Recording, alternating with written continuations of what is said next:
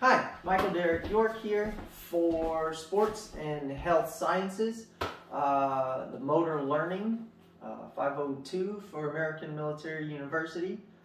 And this is my lovely assistant, Teresa, my wife, who has been commandeered into learning how to make a soccer shot. This is particularly the shot, not crossing or passing or anything of this sort. The degrees of freedom will be one of the learning concepts that we will discuss, the freezing and freeing of degrees of freedom. And we'll also be discussing feedback as it pertains to the knowledge of results, types of feedback, and how it is the knowledge of performance, also and how it relates to proprioception. Okay, so first and foremost, we're going to freeze the degrees of freedom, meaning every joint, to make it simpler to be able to learn how to kick the ball. Okay, so the first thing that we're going to do is freeze the ankle, and so we will just focus on the foot at this point and where it will contact with the ball. And if you're looking straight at the ball, you will want the first metatarsal, can you raise your leg for me, right here of the big toe to connect with the 5 o'clock portion of the ball. And so that's what we're going to focus on in this portion of learning. And so what I'll have Teresa do is you will simply place your left foot here. And what you will do is work on hitting the 5 o'clock with the first metatarsal. You will point your foot down and slightly out and just focus on that part of the ball. Perfect. And so the feedback portion I want to focus on at this portion is the positivity. So everything that she does well, I want her to understand. And I'll keep the knowledge of the results on whether or not she's hitting the correct spot for later when we go to, if we go to learn about what she had done right and wrong later on. So keep going. I want you to keep that foot down and slightly out and try to hit perfect. So what I want you to do also is turn your foot a little this way. Yep.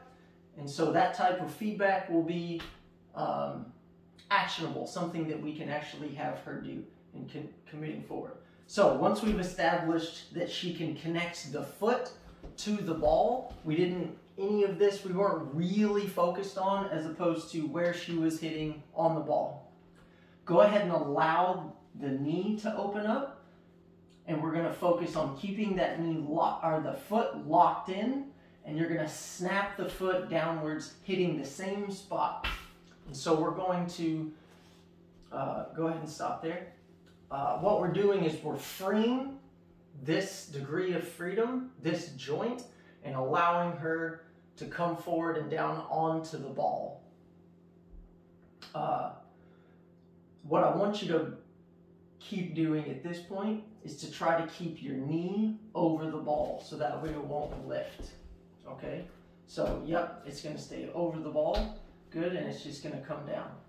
Again, at this point, we're not worried about anything else that she's doing, and we're not worried about the hip joint or anything of that sort. Great job. Couple more. Yep, and one more. Yep, just like that. Okay, something to keep in mind is that as the feedback that I'm giving her, it needs to be accurate. So we're not going to continuously give something completely different, and that will decrease the motivation of the learner. So once we've established that she can open up the knee, we can also freeze the knee again if she's not hitting the correct point on the ball, and go back to just focus on the ankle and getting to the right point. Okay? So that is alternating between freeing, which would open up the degree of freedom or the joints, and freezing the degree of freedom by just focusing on these, okay? And then as we move forward, we'll free another degree of freedom. So we'll move into opening up the hip at this point, and you'll want to step through the ball. So go ahead and open up the hip all the way, yep.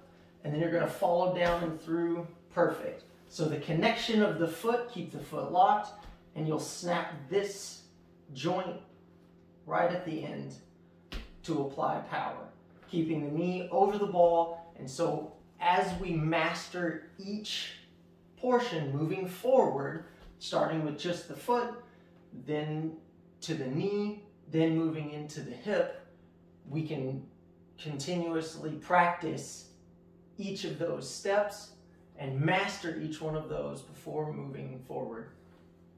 The last degree of freedom that we will free is to open up the entire body, okay? What this really gets us to is knowing where the athlete is in time and space. And that is the feedback she'll get from maybe being off balance, and that is our proprioception, okay? The proprioception that she will get and to keep track of is to keep the chest from leaning too far back. And then if she leans back at the waist, what will happen? Do one with your chest way back. What will happen is that you will launch the ball far too high and up into the air, and it also gives less power. So she'll need to know where she's at, staying as relaxed as possible, keeping a tight core. Make sure you keep the chest up, but not too far back. And we'll establish the exact same movements in the patterns before. So you'll place your foot about 12 inches, turn this way so we can show, about 12 inches to the side.